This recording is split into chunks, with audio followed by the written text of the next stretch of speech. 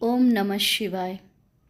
ಭಾರತ್ ಮಾತಾ Shivashakti avatar ಓಂ ಮಂಡಳಿ ಮುರಳಿಯ ದಿನಾಂಕ 11/7/2025 ಬೆಳಗಿನ ತರಗತಿ 24/3/1968 ಮಧುರ ಮಕ್ಕಳೇ, ಪತಿತರು ಹಾಗೂ ಪಾವನರು ನೀವು ಗಳಿಗೆಗಳಿಗೆಗೂ ಆಗುತ್ತೀರಿ. ತಂದೆಯನ್ನು ನೆನಪು ಮಾಡಿದಾಗ ಪಾವನರಾಗುತ್ತೀರಿ. ತಂದೆಯನ್ನು ಮರೆತಾಗ ಪತಿತರಾಗುತ್ತೀರಿ. ತಂದೆಯನ್ನು ನೆನಪು ಮಾಡುತ್ತಾ ಇದ್ದರೆ ನಿಮ್ಮ ಪಾಪಗಳು ಭಸ್ಮವಾಗುತ್ತದೆ. ಅದೇ ತಂದೆಯನ್ನು ನೆನಪು ಮಾಡುವುದನ್ನು ಮರೆತಾಗ ಪಾಪವು ವೃದ್ಧಿಯಾಗುತ್ತದೆ. ಆದ್ದರಿಂದ ತಂದೆ ಹೇಳುತ್ತಾರೆ, ಸದಾ ಆತ್ಮಾಭಿಮಾನಿಗಳಾಗಿರಿ. ಆದರೆ ಇದು ತಕ್ಷಣ ಆಗಲು ಸಾಧ್ಯವಿಲ್ಲ. ಪರಮಪಿತ ಶಿವ ಭಗವಾನುವಾಚ ಆಗಿದೆ. ಇದರ ಅರ್ಥ ತಕ್ಷಣ ಬುದ್ಧಿಯಲ್ಲಿ ಬರಬೇಕು. ಪರಮಪಿತ ಪರಮಾತ್ಮ ಪ್ರೇರಣೆಯನ್ನು ಕೊಡುವುದಿಲ್ಲ. ಪರಮಪಿತ ಪರಮಾತ್ಮ ಯಾರ ತನುವಿನಲ್ಲೂ ಪ್ರವೇಶ ಮಾಡುವುದಿಲ್ಲ, ಕೇವಲ ಒಬ್ಬರ ತನುವಿನಲ್ಲಿ ಪ್ರವೇಶ ಮಾಡುತ್ತಾರೆ. ಇದಕ್ಕೋಸ್ಕರ ಅಲೌಕಿಕ ಜನ್ಮ, ದಿವ್ಯ ಜನ್ಮ ಎಂದು ಹೇಳಲಾಗುತ್ತದೆ. ಬೇರೆ ಯಾವ ಮನುಷ್ಯರ ತನುವಿನಲ್ಲಿಯೂ ತಂದೆ ಬರುವುದಿಲ್ಲ. ಯಾರೆಲ್ಲ ಜೀವಾತ್ಮರುಗಳು ಇದ್ದಾರೆ ಅವರು ತಂದೆಯನ್ನು ನೆನಪು ಮಾಡುತ್ತಾರೆ. ತಂದೆ ಹೇಳುತ್ತಿದ್ದಾರೆ, ಹೇ ಪರಮಪಿತ ಪರಮಾತ್ಮ, ನೀನು ಬಂದು ನಮ್ಮನ್ನು ಪಾವನ ಮಾಡು ಎಂದು ನೀವು ಕರೆದಿದ್ದೀರಿ. ಇದು ಸಹ ನೀವು ಮಕ್ಕಳಿಗೆ ಗೊತ್ತಿದೆ. ಹೊಸ ಜಗತ್ತು ಪಾವನ ಜಗತ್ತು, ಹಳೆಯ ಜಗತ್ತು ಪತಿತ ಜಗತ್ತಾಗಿದೆ. ಪಾವನ ಜಗತ್ತಿನಲ್ಲಿ ಒಬ್ಬರೂ ಸಹ ಪತಿತರು ಇರಲು ಸಾಧ್ಯವಿಲ್ಲ. ಪತಿತ ಜಗತ್ತಿನಲ್ಲಿ ಒಬ್ಬರೂ ಸಹ ಪಾವನರು ಇರಲು ಸಾಧ್ಯವಿಲ್ಲ. ಯಾರೆಲ್ಲ ಸನ್ಯಾಸಿಗಳು, ಋಷಿಮುನಿಗಳು ಇದ್ದಾರೆ ಅವರೆಲ್ಲರೂ ಭಕ್ತಿ ಮಾರ್ಗದವರಾಗಿದ್ದಾರೆ. ಪವಿತ್ರತೆಗೆ ಗೌರವ ಇದ್ದೇ, ಯಾರೂ ಸಹ ಜನ್ಮ ಜನ್ಮಾಂತರದಿಂದ ಪವಿತ್ರರಿಲ್ಲ. ಒಂದು ಜನ್ಮಕ್ಕೋಸ್ಕರ ಋಷಿಮುನಿಗಳು ಪವಿತ್ರವಾಗಿರುತ್ತಾರೆ. ತಂದೆಯ ಮಕ್ಕಳಾಗಿದ್ದೀರಿ ಎಂದರೆ ಜನ್ಮ ಜನ್ಮಾಂತರ ಅಂದರೆ 21 ಜನ್ಮಗಳು, ಅರ್ಧ ಕಲ್ಪಕ್ಕೋಸ್ಕರ ಪವಿತ್ರರಾಗಿರುತ್ತೀರಿ. ಅವರೂ ಸಹ ಮನುಷ್ಯರೇ. ಆದರೆ ಸತ್ಯಯುಗದಲ್ಲಿ ದೇವತೆಗಳೂ ಸಹ ಮನುಷ್ಯರೇ, ಆದರೆ ಅವರನ್ನು ದೇವತೆಗಳು ಎಂದು ಕರೆಯಲಾಗುತ್ತದೆ. ಈ ಸಮಯದಲ್ಲಿ ಮನುಷ್ಯರಾಗಿದ್ದಾರೆ. ಇವರಲ್ಲಿ ಯಾವ ದೈವಿ ಗುಣವೂ ಇಲ್ಲ. ಆದ್ದರಿಂದ ಹೆಸರು ಪರಿವರ್ತನೆಯಾಗಿದೆ. ಭಾರತವಾಸಿಗಳೇ ತಮ್ಮ ದೇವಿ ದೇವತಾ ಧರ್ಮವನ್ನು ಮರೆತಿದ್ದಾರೆ. ಭಾರತ ಎಷ್ಟು ಪವಿತ್ರ ಖಂಡವಾಗಿತ್ತು. ಪ್ರಾರಂಭದಲ್ಲಿ ಅನ್ಯ ಯಾವ ಖಂಡಗಳು ಭಾರತದಷ್ಟು ಪವಿತ್ರ ಇರಲು ಸಾಧ್ಯವಿಲ್ಲ. ಹೊಸ ಜಗತ್ತಿನಲ್ಲಿ ಹೊಸ ಭಾರತ ಇತ್ತು. ಈ ಮಾತುಗಳನ್ನು ಈಗ ನೀವು ಮಕ್ಕಳು ಕೇಳುತ್ತಿದ್ದೀರಿ. ಇದಕ್ಕಿಂತ ಮೊದಲು ಈ ಮಾತುಗಳನ್ನು ಯಾವಾಗಲಾದರೂ ಕೇಳಿದ್ದೀರಾ? ಯಾವ ಶಾಸ್ತ್ರಗಳಲ್ಲಿಯೂ ಇಲ್ಲ. ಕೆಲವು ಕಡೆಗೆ ಪರಮಾತ್ಮ ಬ್ರಾಹ್ಮಣ, ದೇವತಾ, ಕ್ಷತ್ರಿಯ ಧರ್ಮವನ್ನು ಸ್ಥಾಪನೆ ಮಾಡಿದ್ದಾರೆ ಎಂದು ಇದೆ. ಆದರೆ ಯಾವಾಗ, ಹೇಗೆ, ಎಲ್ಲಿ ಸ್ಥಾಪನೆ ಮಾಡಿದರು ಎಂದು ಬರೆದಿಲ್ಲ. ಈಗ ತಂದೆಯ ಮೂಲಕ ನಾವು ಎಲ್ಲವನ್ನೂ ತಿಳಿದುಕೊಳ್ಳುತ್ತಿದ್ದೇವೆ.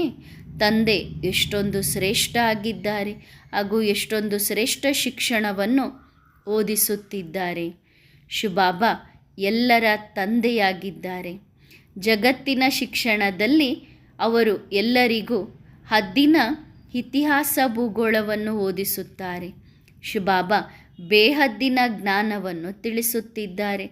ನಾವು ಮಕ್ಕಳಿಗೆ ಗೊತ್ತಿದೆ, ನಾವು ಇಡೀ ವಿಶ್ವದ ರಚಯಿತ ಹಾಗೂ ರಚನೆಯ ಆದಿ ಮಧ್ಯ ಅಂತ್ಯದ ಬಗ್ಗೆ ತಿಳಿದುಕೊಂಡಿದ್ದೇವೆ.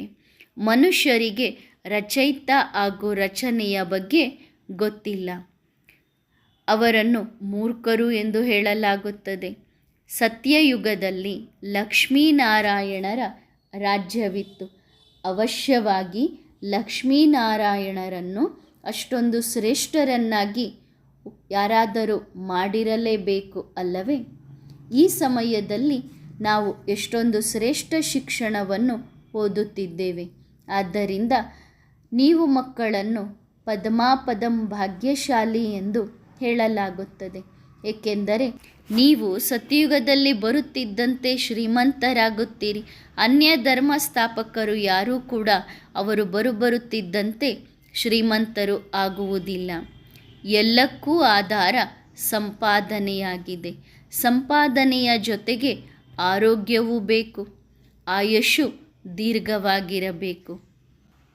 ಅನ್ಯ ಯಾವ ಧರ್ಮದವರು ಇಷ್ಟೊಂದು ದೀರ್ಘ ಆಯುಷಿಗಳು ಆಗಿರುವುದಿಲ್ಲ.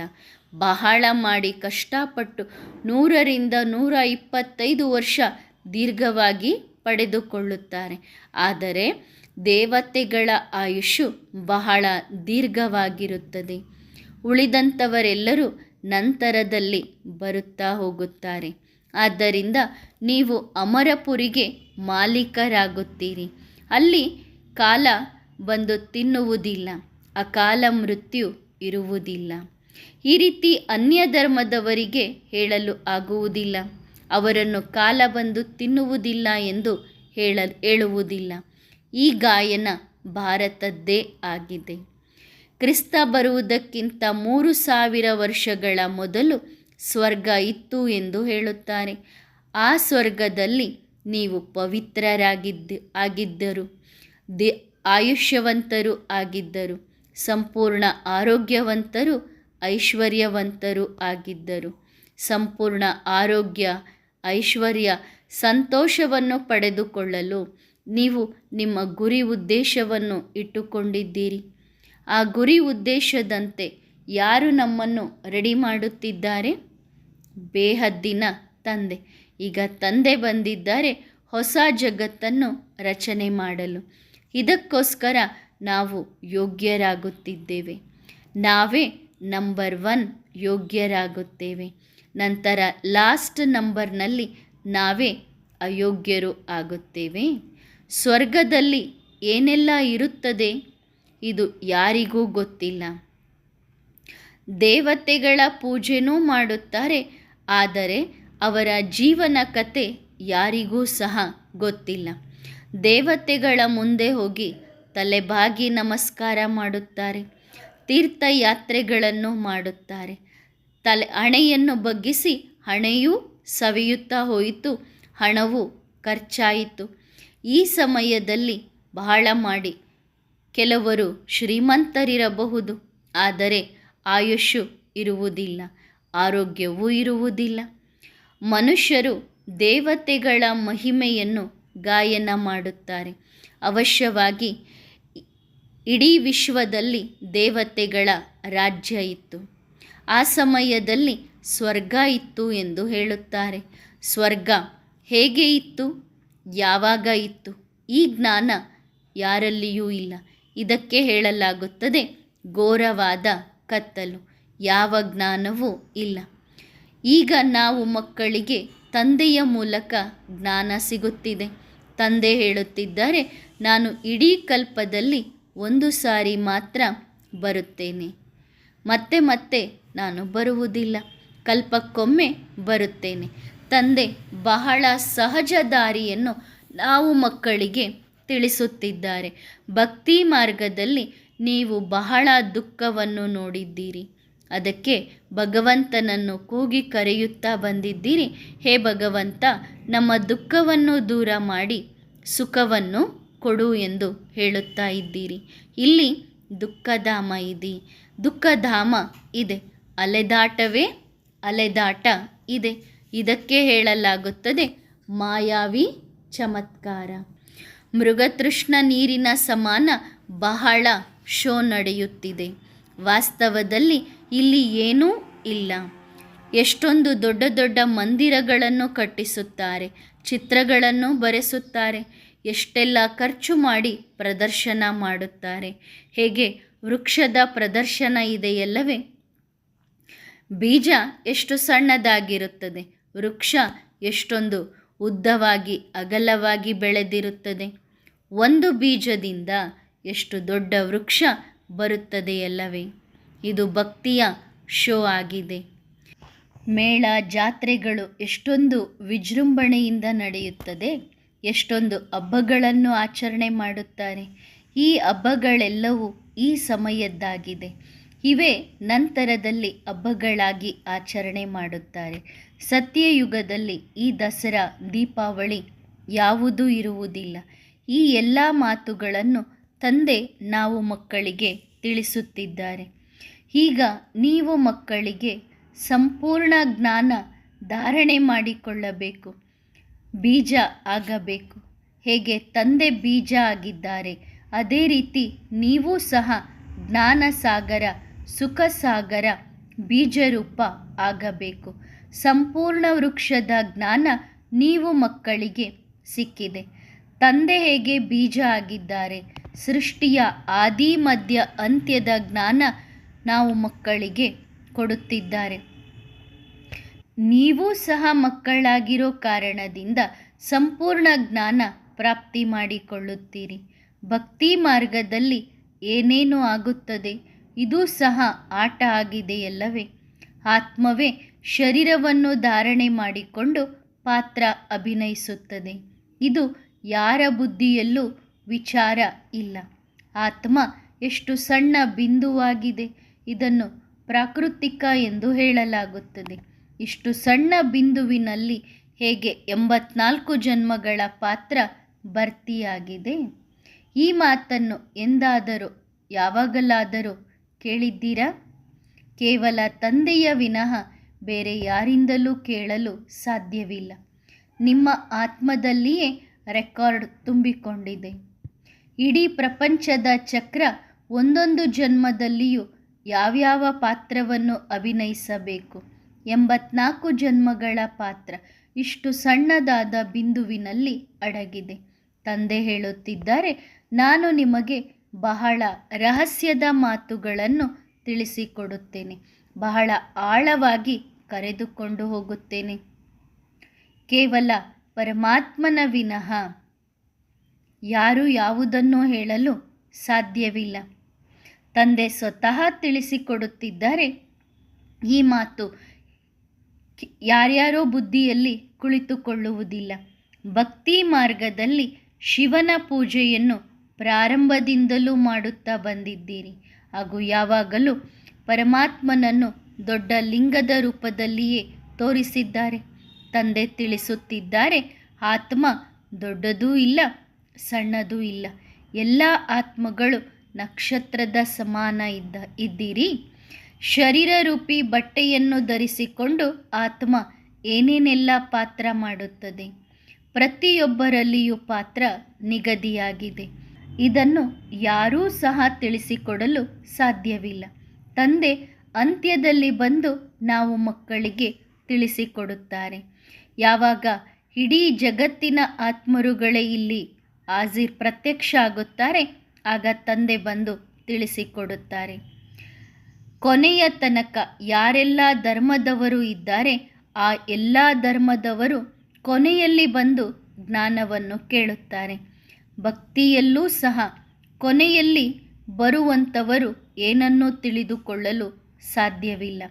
ತಂದೆ ಹೇಳುತ್ತಾರೆ, ನಾನು ನಿಮಗೆ ಅತಿ ರಹಸ್ಯದ ಮಾತುಗಳನ್ನು ತಿಳಿಸಿಕೊಡುತ್ತೇನೆ. ಅವಶ್ಯವಾಗಿ ರಹಸ್ಯದ ಮಾತುಗಳನ್ನು ನೀವು ಮಕ್ಕಳು ಕೇಳುತ್ತೀರಿ. ಎಷ್ಟು ತಿಳಿಸಿಕೊಡುತ್ತೇನೆ? ಇದರಲ್ಲಿ ಮುಖ್ಯವಾದಂತಹ ಮಾತು ನೆನಪಿನದಾಗಿದೆ. ನೆನಪಿನ ಯಾತ್ರೆಯಿಂದಲೇ ಸತೋಪ್ರಧಾನರಾಗಬೇಕು. ಇದರಲ್ಲಿಯೇ ಪರಿಶ್ರಮವಿದೆ, ಸಮಯ ಹಿಡಿಯುತ್ತದೆ. ಜ್ಞಾನ ಬಹಳ ಸಹಜವಿದೆ. ನೀವು ಸ್ವದರ್ಶನ ಚಕ್ರಧಾರಿಗಳಾಗಿದ್ದೀರಿ. ಸೃಷ್ಟಿ ಚಕ್ರ ಹೇಗೆ ತಿರುಗುತ್ತದೆ, ಅದರ ಆಯುಷು ಎಷ್ಟು, ಇದು ಯಾವ ಮನುಷ್ಯ ಮಾತ್ರರು, ಯಾವ ಧರ್ಮದವರಿಗೂ ಗೊತ್ತಿಲ್ಲ. ಅಂದ ಮೇಲೆ ಮೂರ್ಖರು ಆಗಿದ್ದಾರಲ್ಲವೇ. ಮನುಷ್ಯರು ಏನನ್ನೂ ಸಹ ತಿಳಿದುಕೊಂಡಿಲ್ಲ. ಸೃಷ್ಟಿ ಚಕ್ರದ ಜ್ಞಾನವನ್ನು ತಿಳಿದುಕೊಳ್ಳುವುದರಿಂದ ನೀವು ದೇವಿ ದೇವತೆಗಳಾಗುತ್ತೀರಿ. ಅನ್ಯ ಧರ್ಮದವರು ದೇವತೆಗಳಾಗಲು ಸಾಧ್ಯವಿಲ್ಲ. ಪ್ರತಿಯೊಂದು ಧರ್ಮ ಸ್ಥಾಪಕರುಗಳು ತಮ್ಮ ಧರ್ಮವನ್ನು ಸ್ಥಾಪನೆ ಮಾಡುತ್ತಾರೆ.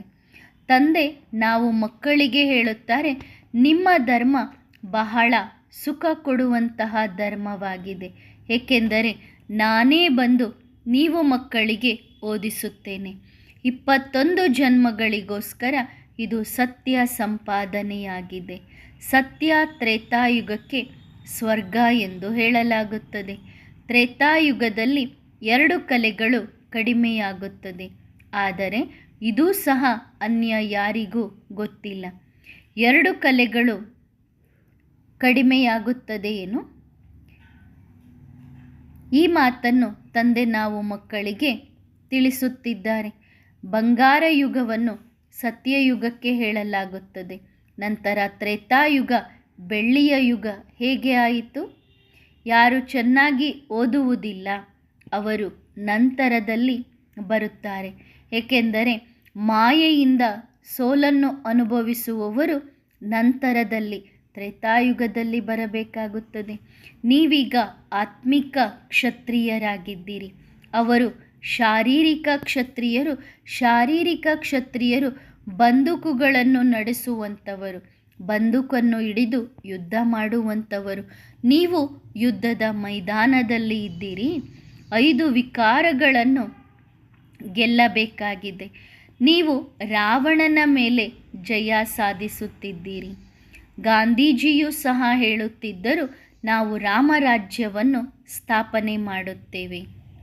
ಕೈಯಲ್ಲಿ ಭಗವದ್ಗೀತೆಯನ್ನು ಹಿಡಿದುಕೊಳ್ಳುತ್ತಿದ್ದರು ಮತ್ತು ಬಾಯಿಂದ ಪತಿತ ಪಾವನ ಸೀತಾರಾಮ್ ಎಂದು ಹೇಳುತ್ತಿದ್ದರು.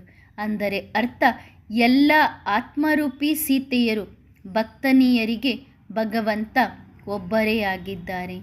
ಸೀತೆಯರು ಭಕ್ತಿಯರಿಗೆ ಸದ್ಗತಿಯನ್ನು ಕೊಡುವಂತಹ ರಾಮ ಒಬ್ಬ ತಂದೆ ಆಗಿದ್ದಾರೆ. ಇದು ಸರಿಯಾಗಿದೆಯಲ್ಲವೇ? ಅವರು ಹೇಳುತ್ತಿದ್ದರು, ರಘುಪತಿ ರಾಘವ ರಾಜಾರಾಮ್. ಅವರು ಚಂದ್ರವಂಶೀಯ ರಾಮನನ್ನು ಗಾಯನ ಮಾಡಿದ್ದಾರೆ. ಗೀತೆಯಲ್ಲಿ ರಾಮನ ಮಹಿಮೆನೇ ಇಲ್ಲ. ರಾಮ ಮಾಯೆಯಿಂದ ಸೋಲನ್ನು ಅನುಭವಿಸುತ್ತಾನೆ. ನಾವೀಗ ಮಾಯೆಯ ಮೇಲೆ ಜಯ ಪಡೆದುಕೊಳ್ಳಬೇಕಾಗಿದೆ. ಆದ್ದರಿಂದ ರಾಮನಿಗೆ ಬಿಲ್ಲು ಬಾಣವನ್ನು ತೋರಿಸಲಾಗಿದೆ. ಭಕ್ತಿ ಮಾರ್ಗದಲ್ಲಿ ಎಲ್ಲಿಯ ಮಾತುಗಳನ್ನು ಎಲ್ಲಿಗೆ ತೆಗೆದುಕೊಂಡು ಹೋಗಿದ್ದಾರೆ? ಇಂತಿಂತಹ ಮಾತುಗಳನ್ನು ಕೇಳಿ ನಿಮ್ಮ ಆತ್ಮಕ್ಕೆ ತುಕ್ಕು ಹಿಡಿದಿದೆ. ಅದಕ್ಕೆ ಹೇಳಲಾಗುತ್ತದೆ, ಹುಲಿಯ ಹಾಲನ್ನು ಇಡಬೇಕಾದರೆ ಬಂಗಾರದ ಪಾತ್ರೆಯೇ ಬೇಕಾಗುತ್ತದೆ. ಜ್ಞಾನವೂ ಸಹ ಅದೇ ರೀತಿಯಾಗಿದೆ. ನಮ್ಮ ಬುದ್ಧಿಯಲ್ಲಿ ಜ್ಞಾನವನ್ನು ಧಾರಣೆ ಮಾಡಿಕೊಳ್ಳಬೇಕಾದರೆ ನಮ್ಮ ಬುದ್ಧಿಯೂ ಸಹ ಬಂಗಾರದ ಸಮಾನ ಆಗಬೇಕು. ಆಗ ಮಾತ್ರ ಧಾರಣೆಯಾಗಲು ಸಾಧ್ಯ. ಇದು ಬಹಳ ದೊಡ್ಡ ಮಾತಾಗಿದೆ. ನೀವು ಬಹಳಷ್ಟು ಧಾರಣೆ ಮಾಡಿಕೊಳ್ಳಬೇಕಾಗುತ್ತದೆ. ಯಾವಾಗ ತಂದೆಯನ್ನು ನೆನಪು ಮಾಡುತ್ತೇವೆ ಆಗ ಧಾರಣೆಯಾಗುತ್ತದೆ. ತಂದೆಯನ್ನು ನೆನಪು ಮಾಡಿ ಜ್ಞಾನವನ್ನು ಕೇಳಿದಾಗ ನಿಮ್ಮ ಕಿವಿಗಳಿಗೆ ಧಾರಣೆಯಾಗುತ್ತದೆ. ನಂತರ ತಂದೆಯನ್ನು ಮರೆತರೆ ದೇಹಾಭಿಮಾನದಲ್ಲಿ ಬರುತ್ತೀರಿ, ಆಗ ಧಾರಣೆ ಆಗುವುದಿಲ್ಲ. ಪತಿತರಾಗುತ್ತೀರಿ. ಪತಿತ ಹಾಗೂ ಪಾವನ, ನೀವು ಗಳಿಗೆಗಳಿಗೆಗೂ ಆಗುತ್ತೀರಿ. ತಂದೆಯನ್ನು ನೆನಪು ಮಾಡುತ್ತಿದ್ದಾಗ ನಾವು ಪಾವನರಾಗುತ್ತೇವೆ. ತಂದೆಯನ್ನು ಮರೆತಾಗ ಪತಿತರಾಗುತ್ತೇವೆ. ತಂದೆಯನ್ನು ನೆನಪು ಮಾಡುತ್ತಾ ಇದ್ದರೆ ನಮ್ಮ ಪಾಪಗಳು ಭಸ್ಮವಾಗುತ್ತದೆ. ತಂದೆಯನ್ನು ಮರೆತರೆ ಪಾಪ ವೃದ್ಧಿಯಾಗುತ್ತದೆ. ಆದ್ದರಿಂದ ತಂದೆ ಹೇಳುತ್ತಾರೆ, ಮಕ್ಕಳೇ ಸದಾ ಆತ್ಮಾಭಿಮಾನಿಗಳಾಗಿರಿ. ಆದರೆ ಇದು ತಕ್ಷಣ ಆಗಲು ಸಾಧ್ಯವಿಲ್ಲ. ಶಾಲೆಯಲ್ಲಿ ಕುಳಿತುಕೊಳ್ಳುವುದರಿಂದ ಯಾರು ಪಾಸ್ ಆಗುವುದಿಲ್ಲ. ಯಾರು ಶಾಲೆಗೆ ಹೋಗುತ್ತಾರೆ ಅವರು ಓದಬೇಕಾಗುತ್ತದೆ. ಓದಿ ಪಾಸ್ ಆದಾಗ ಮುಂದಿನ ತರಗತಿಗೆ ಟ್ರಾನ್ಸ್ಫರ್ ಆಗುತ್ತಾರೆ. ಅದೇ ರೀತಿ ನೀವು ಸಹ ಇಲ್ಲಿಂದ ಟ್ರಾನ್ಸ್ಫರ್ ಆಗಿ ಅಮರಪುರಿ ಹೊಸ ಜಗತ್ತಿಗೆ ಹೋಗುತ್ತೀರಿ. ಈ ಶಿಕ್ಷಣಕ್ಕೋಸ್ಕರ ಪುರುಷೋತ್ತಮ ಸಂಗಮ ಯುಗ ಆಗಿದೆ. ನೀವು ಓದಿ ಪುರುಷೋತ್ತಮರಾಗಿ ಹೊಸ ಜಗತ್ತಿಗೆ ಬರುತ್ತೀರಿ. ತಂದೆಯೇ ನಮ್ಮನ್ನು ಹೊಸ ಜಗತ್ತಿಗೆ ಕರೆದುಕೊಂಡು ಹೋಗಲು ಸಾಧ್ಯ. ನೀವು ಮಕ್ಕಳಿಗೆ ಬಹಳ ಖುಷಿ ಇದೆಯಲ್ಲವೇ? ಏಕೆಂದರೆ ನೀವು ಮಕ್ಕಳಿಗೆ ಗೊತ್ತಿದೆ, ನಾವೇ ಮೊಟ್ಟ ಮೊದಲು ದೇವಿ ದೇವತೆಗಳು ಆಗಿದ್ದೆವು. ನಂತರ 84 ಜನ್ಮಗಳ ಏಣಿಯನ್ನು ಕೆಳಗಿಳಿಯುತ್ತಾ ಬಂದಿದ್ದೇವೆ. 84 ಲಕ್ಷದ ಮಾತು ಬುದ್ಧಿಯಲ್ಲಿ ಯಾವಾಗಲೂ ಬರಲು ಸಾಧ್ಯವಿಲ್ಲ. ಎಲ್ಲಿ 84 ಜನ್ಮ, ಎಲ್ಲಿ 84 ಲಕ್ಷ ಜನ್ಮ. ಸ್ವಲ್ಪ ಸತ್ಯವನ್ನು ತಿಳಿಸಿದರೆ ಉಳಿದೆಲ್ಲವೂ ಅಸತ್ಯವಾಗಿದೆ. ಇಂತಹ ಯಾವ ಮನುಷ್ಯರೂ ಇಲ್ಲ ಈ ಪೃಥ್ವಿಯ ಮೇಲೆ ಮನುಷ್ಯರಿಗೆ ತಮ್ಮ ಜನ್ಮಗಳ ಜ್ಞಾನ ಇದೆ ಎಂದು ಹೇಳುವಂಥವರು ಯಾರೂ ಇಲ್ಲ. ನಾವು ಮಕ್ಕಳಿಗೆ ಈಗ ಜ್ಞಾನ ಇದೆ. ಈ ಜ್ಞಾನವನ್ನು ತಂದೆಯೇ ನಾವು ಮಕ್ಕಳಿಗೆ ತಿಳಿಸಿದ್ದಾರೆ. ನೀವು ಹೇಗೆ 84 ಜನ್ಮಗಳನ್ನು ಪಡೆದುಕೊಳ್ಳುತ್ತೀರಿ? ಅನ್ಯರು ಯಾರೂ ಈ ಮಾತನ್ನು ತಿಳಿಸಲು ಸಾಧ್ಯವಿಲ್ಲ. ಈಗ ತಂದೆ ಹೇಳುತ್ತಿದ್ದಾರೆ, ಮಕ್ಕಳೇ, ಕೇವಲ ಈ ಜನ್ಮದಲ್ಲಿ ಕಾಮ ವಿಕಾರದ ಮೇಲೆ ಜಯ ಸಾಧಿಸಬೇಕು. ಶಿಕ್ಷಣದಿಂದ ಸೆಕೆಂಡಿನಲ್ಲಿ ಜೀವನ್ಮುಕ್ತಿ ಸಿಗುತ್ತದೆ ಎಂದು ಈ ರೀತಿ ಎಂದಾದರೂ ಕೇಳಿದ್ದೀರಾ? BA ಓದುವುದರಿಂದ BA ವಿದ್ಯಾರ್ಥಿಗಳಾಗುತ್ತೀರಿ. ನಂತರ ಪಾಸ್ ಮಾಡಬೇಕಾಗುತ್ತದೆ. ಟೀಚರ್ ಮೂಲಕ ಎಷ್ಟು ಪುರುಷಾರ್ಥ ಮಾಡುತ್ತೇವೆ ಅಷ್ಟೇ ಶ್ರೇಷ್ಠ ಪದವಿ ಸಿಗುತ್ತದೆ. ಅದು ಹದ್ದಿನ ಮಾತಾಗಿದೆ. ಇದು ಬೇಹದ್ದಿನ ಮಾತಾಗಿದೆ. ಇದರ ಬಗ್ಗೆ ಯಾರಿಗೂ ಸಹ ಗೊತ್ತಿಲ್ಲ. ಹೊಸಬರು ಬಂದಂತೆ ಅವರ ಬುದ್ಧಿಯಲ್ಲಿ ಈ ಜ್ಞಾನ ಕುಳಿತುಕೊಳ್ಳುವುದಿಲ್ಲ. ಈ ರೀತಿ ಬಹಳ ಜನ ಮುಂದೆ ಓದಲು ಬರುವಂಥವರು ಇದ್ದಾರೆ. ಈ ಶಿಕ್ಷಣಕ್ಕೆ ಜಾಯ್ನ್ ಆಗುತ್ತಾರೆ. ಪ್ರಜಾಪಿತ ಬ್ರಹ್ಮನೊಬ್ಬರನ್ನೇ ತಂದೆ ದತ್ತು ಮಾಡಿಕೊಂಡಿದ್ದಾರೆ. ಅವರೊಬ್ಬರಿಂದ ಇಬ್ಬರಿಂದ 4 ಜನ. ಈ ರೀತಿ ವೃಕ್ಷ ವೃದ್ಧಿಯಾಗುತ್ತಾ ಹೋಯಿತಲ್ಲವೇ? ಮೊದಲು 1 ಎಲೆ, ನಂತರ ಯುಗಲ್ ಎಲೆಗಳು, ನಂತರ ಎಲೆಗಳು, ಅನೇಕ ಎಲೆಗಳು ಬರುತ್ತಾ ಹೋಗುತ್ತದೆ. ವೃಕ್ಷ ಎಷ್ಟೊಂದು ದೊಡ್ಡದಾಗಿದೆ. ಈಗ ನೀವು ಮಕ್ಕಳಿಗೆ ವೃಕ್ಷದ ಜ್ಞಾನವು ಬೇಕಲ್ಲವೇ? ಪ್ರಾಣಿಗಳಿಗೆ ಈ ಜ್ಞಾನ ಸಿಗುವುದಿಲ್ಲ. ಈಗ ಮನುಷ್ಯರಿಗೆ ಈ ಜ್ಞಾನವನ್ನು ಯಾರು ಕೊಡುತ್ತಿದ್ದಾರೆ? ಜ್ಞಾನವನ್ನು ತಂದೆಯೇ ಕೊಡುತ್ತಾರಲ್ಲವೇ? ದೇವತೆಗಳಿಗೆ ಜ್ಞಾನಪೂರ್ಣರು ಎಂದು ಹೇಳುವುದಿಲ್ಲ. ಆ ಜ್ಞಾನವನ್ನು ಧಾರಣೆ ಮಾಡಿಕೊಂಡೇ ಅವರು ಲಕ್ಷ್ಮೀನಾರಾಯಣರು ದೇವತೆಗಳು ಆಗಿದ್ದಾರೆ. ಆದ್ದರಿಂದ ಅಲ್ಲಿ ಹೋದಾಗ ಅವರು ಸತ್ಯಯುಗಕ್ಕೆ ಹೋದಾಗ ಅವರು ಎಲ್ಲವನ್ನು ಮರೆಯುತ್ತಾರೆ. ಅದ್ಭುತ ಮಾತಾಗಿದೆಯಲ್ಲವೇ? ಬುದ್ಧಿಯಿಂದ ನೀವು ನಿರ್ಣಯ ಮಾಡಬೇಕು. ತಂದೆ ಸತ್ಯವನ್ನೇ ಹೇಳುತ್ತಿದ್ದಾರೆ.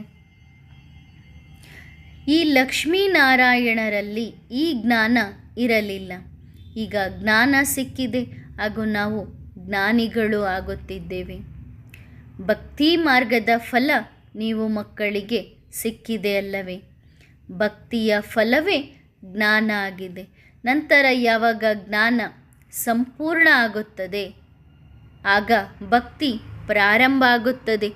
ಈ ಜ್ಞಾನ ಯಾರ ಹತ್ತಿರವೂ ಇಲ್ಲ. ತಂದೆಯೇ ಸೃಷ್ಟಿಯ ಆದಿ ಮಧ್ಯ ಅಂತ್ಯದ ಸಂಪೂರ್ಣ ಜ್ಞಾನವನ್ನು ಕೊಡುತ್ತಾರೆ. ಗೀತೆಯೂ ಸಹ ಭಕ್ತಿಗೋಸ್ಕರ ಒಂದು ಶಾಸ್ತ್ರವನ್ನು ಮಾಡಲಾಗಿದೆ. ಆದರೆ ಅದರಲ್ಲೂ ಕೂಡ ಎಲ್ಲ ಮೇಲೆ ಕೆಳಗೆ ಮಾಡಿ ಬರೆದಿಟ್ಟಿದ್ದಾರೆ. ವ್ಯಾಸನನ್ನು ಭಗವಂತ ಎಂದು ಕರೆದಿದ್ದಾರೆ. ವ್ಯಾಸನಿಗೆ ಕತೆ ಹೇಳುವಂಥವರು ಎಂದು ಹೇಳಲಾಗುತ್ತದೆ. ಎಲ್ಲಕ್ಕಿಂತ ದೊಡ್ಡದು ಜ್ಞಾನ ಹೇಳುವಂಥವರು ತಂದೆಯಾಗಿದ್ದಾರೆ. ತಂದೆ ಯಾವುದೇ ಶಾಸ್ತ್ರಗಳನ್ನು ಬರೆದಿಲ್ಲ. ತಂದೆ ನಾವು ಮಕ್ಕಳಿಗೆ ಓದಿಸುತ್ತಿದ್ದಾರೆ. ದೊಡ್ಡ ದೊಡ್ಡ ಮನುಷ್ಯರು ಬಹಳ ಒಳ್ಳೊಳ್ಳೆ ಪಾತ್ರವನ್ನು ಮಾಡುತ್ತಾರೆ. ಅವರಿಗೆ ಎಷ್ಟೊಂದು ಬೆಲೆ ಇರುತ್ತದೆ. ನೆಹರು ಜೀವನದ ಕತೆಗೆ ಎಷ್ಟೊಂದು ಬೆಲೆ ಇದೆ. ಈಗ ಅವರ ಜೀವನದ ಕತೆ ಯಾವ ಉಪಯೋಗಕ್ಕೂ ಇಲ್ಲ. ಅವರು ವಿಕಾರಿಗಳಾಗಿದ್ದಾರೆ. ದೊಡ್ಡ ದೊಡ್ಡ ವ್ಯಕ್ತಿಗಳ ಮಹಿಮೆಯನ್ನು ಮಾಡುತ್ತಾ ಇದ್ದಾರೆ. ಹೇಗೆ ತಂದೆ ಉದಾಹರಣೆಯೂ ಕೊಡುತ್ತಾರಲ್ಲವೇ? ತುಳಸಿದಾಸರು ಬಡವರಾಗಿದ್ದರು. ಅವರ ಬಗ್ಗೆ ಯಾರು ಕೇಳುವುದೂ ಇಲ್ಲ, ಮಾತನಾಡುವುದೂ ಇಲ್ಲ. ಅದೇ ದೊಡ್ಡ ವ್ಯಕ್ತಿಗಳ ಹೆಸರು ಬರುತ್ತದೆ. ಈಗ ನಾವು ಮಕ್ಕಳಿಗೆ ಗೊತ್ತಿದೆ, ಎಲ್ಲಕ್ಕಿಂತ ಅತಿ ದೊಡ್ಡವರು ಶಿವಬಾಬಾ ಆಗಿದ್ದಾರೆ. ತಂದೆ ಶ್ರೀಮತವನ್ನು ಕೊಡುತ್ತಾರೆ. ಅವರ ಬಗ್ಗೆ ಯಾರಿಗೂ ಗೊತ್ತಿಲ್ಲ. ಅತಿ ದೊಡ್ಡ ಶಾಸ್ತ್ರ ಎಂದರೆ ಶಿರೋಮಣಿ ಗೀತೆಯಾಗಿದೆ. ಶ್ರೀಮತ ತಂದೆಯದ್ದೇ ಗಾಯನ ಇದೆ. ಕೃಷ್ಣನೂ ಸಹ ಮನುಷ್ಯನೇ ಆಗಿದ್ದಾನಲ್ಲವೇ? ದೈವಿ ಗುಣವುಳ್ಳಂತಹ ಮನುಷ್ಯ. ಆದರೆ ಶ್ರೀಕೃಷ್ಣನನ್ನು ಭಗವಂತ ಎಂದು ಹೇಳಲು ಸಾಧ್ಯವಿಲ್ಲ. ಶ್ರೀಕೃಷ್ಣನ ಹತ್ತಿರ ದೈವಿ ಗುಣ ಇದೆ. ಆದ್ದರಿಂದ ಅವನನ್ನು ದೇವತಾ ಎಂದು ಹೇಳಲಾಗುತ್ತದೆ. ಅಸುರಿ ಗುಣ ಇರುವವರನ್ನು ಅಸುರರು ಎಂದು ಹೇಳಲಾಗುತ್ತದೆ. ತಂದೆ ಹೇಳುತ್ತಾರೆ, ಇವರು ಅಸುರಿ ಸಂಪ್ರದಾಯದವರು. ಅಂದರೆ ಅರ್ಥ, ಇವರಲ್ಲಿ ಅಸುರಿ ಗುಣ ಇದೆ. ದೇವತೆಗಳು ಯಾವಾಗ ವಾಮ ಮಾರ್ಗಕ್ಕೆ ಹೋಗುತ್ತಾರೆ ಆಗ ಅಸುರಿ ಗುಣಗಳು ಬರುತ್ತವೆ. ಮುಖ್ಯವಾಗಿ ಕಾಮವಿಕಾರ ಆಗಿದೆ. ಪುರಿಯಲ್ಲಿ ಚಿತ್ರಗಳನ್ನು ತೋರಿಸಲಾಗಿದೆ. ದೇವತೆಗಳ ಬಟ್ಟೆಯನ್ನು ವಿಚಿತ್ರವಾಗಿ ಹಾಗೂ ದೇವತೆಗಳ ಮೂರ್ತಿಗಳನ್ನು ಬಹಳ ಅಶ್ಲೀಲವಾಗಿ ತೋರಿಸಿದ್ದಾರೆ. ಒಂದು ಕಡೆ ಕೆಳಗಡೆಗೆ ಪವಿತ್ರ ಚಿತ್ರವನ್ನು ತೋರಿಸಿದರೆ ಅದೇ ಮೇಲೆ ದೇವತೆಗಳು ಹೇಗೆ ವಾಮ ಮಾರ್ಗದಲ್ಲಿ ಕೆಳಗೆ ಬಿದ್ದರು ಎಂದು ತೋರಿಸಿದ್ದಾರೆ.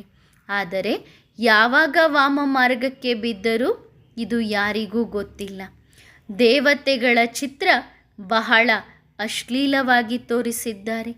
ಇದೂ ಸಹ ತಂದೆ ತಿಳಿಸುತ್ತಾರೆ, ವಾಮ ಮಾರ್ಗದಲ್ಲಿ ಈ ರೀತಿ ನೀವು ಕೆಳಗೆ ಬಿದ್ದಿದ್ದೀರಿ ಎನ್ನುವುದನ್ನು ಮಂದಿರದಲ್ಲಿ ತೋರಿಸಿದ್ದಾರೆ. ವಾಮ ಮಾರ್ಗಕ್ಕೆ ಬಿದ್ದಿರುವಂತಹ ಗುರುತು ಚಿಹ್ನೆಗಳು ಅಲ್ಲಿ ಇದ್ದಾವೆ ಎಂದು ತಂದೆ ಹೇಳುತ್ತಾರೆ. ಒಳ್ಳೆಯದು. ಆತ್ಮಿಕ ತಂದೆ ಹಾಗೂ ದಾದಾರವರು ಆತ್ಮಿಕ ಮಕ್ಕಳಿಗೆ ಮಾಡುವ ನೆನಪು, ಪ್ರೀತಿ ಮತ್ತು ನಮಸ್ತೆ. ವರದಾನ: ವಿಜಯೀ ಭವ. ತಮ್ಮನ್ನು ಸದಾ ವಿಜಯೀ ಎಂದು ಅನುಭವ ಮಾಡುತ್ತಿದ್ದೀರಾ? ವಿಜಯಿಗಳಾಗುವುದಕ್ಕೋಸ್ಕರ ಯಾವ ಮುಖ್ಯ ಧಾರಣೆಯ ಅವಶ್ಯಕತೆ ಇದೆ? ವಿಜಯಿಗಳಾಗುವುದಕ್ಕೋಸ್ಕರ ಸದಾ ಅಲರ್ಟ್ ಆಗಿರುವ ಅವಶ್ಯಕತೆ ಇದೆ. ಒಂದು, ಅಲರ್ಟ್ ಆಗಿರಬೇಕು. ಎರಡನೆಯದಾಗಿ ಹುಡುಗಾಟಿಕೆಯಲ್ಲಿ ಬರಬಾರದು. ಯಾರು ಸದಾ ಅಲರ್ಟ್ ಆಗಿರುತ್ತಾರೆ ಅವರು ಎಂದೂ ಮಾಯೆಯಿಂದ ಮೋಸ ಅಥವಾ ಸೋಲನ್ನು ಅನುಭವಿಸಲು ಸಾಧ್ಯವಿಲ್ಲ. ಅಂಥವರೇ ಸದಾ ವಿಜಯಿಗಳು ಆಗುತ್ತಾರೆ. ಒಳ್ಳೆಯದು. ಓಂ ನಮಃ ಶಿವಾಯ.